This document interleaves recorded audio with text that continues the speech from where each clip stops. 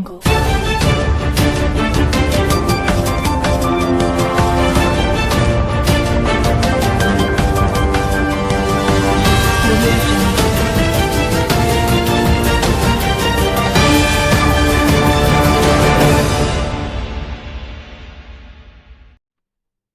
જિલ્લા પત્રકાર એકતા પરિષદ દ્વારા આશીર્વાદ સ્ટીલ ફર્નિચરના માલિક વિક્રમભાઈ પટેલનું સન્માન કરાયું.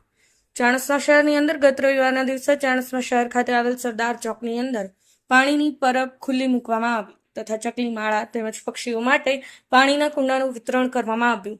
જ્યાં પાણીની પરબ મુખ્યદાતા તરીકે પટેલ વિક્રમભાઈ જીમનલાલ રહ્યા હતા, ત્યારે તેમના ધર્મપત્ની પટેલ હર્ષાબેન વિક્રમભાઈના વરદ હસ્તે પાણીની પરબ ખુલ્લી મૂકવામાં આવી હતી.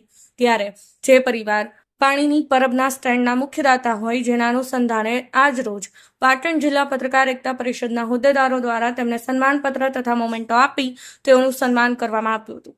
તેમજ તેઓને શુભેચ્છાઓ પાઠવવામાં આવી હતી. ચાણસ્મા શહેરની અંદર આવેલ રેલવે સ્ટેશન રોડ પર આવેલ આશીર્વાદ સ્ટીલ ફર્નિચર નામના કારખાનામાં માલિક વિક્રમભાઈ જીમનલાલ પટેલ દ્વારા ગત રવિવારના દિવસે પાટણ જિલ્લા પત્રકાર એકતા પરિષદ દ્વારા પાણીની પરબ ખુલ્લી મૂકવામાં આવી હતી.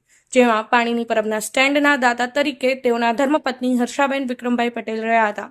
ત્યારે આજ રોજ તેઓનું પાટણ જિલ્લા પત્રકાર એકતા પરિષદના હોદ્દેદારો દ્વારા સન્માનપત્ર આપી મોમેન્ટો આપી સન્માન કરવામાં આવ્યું હતું.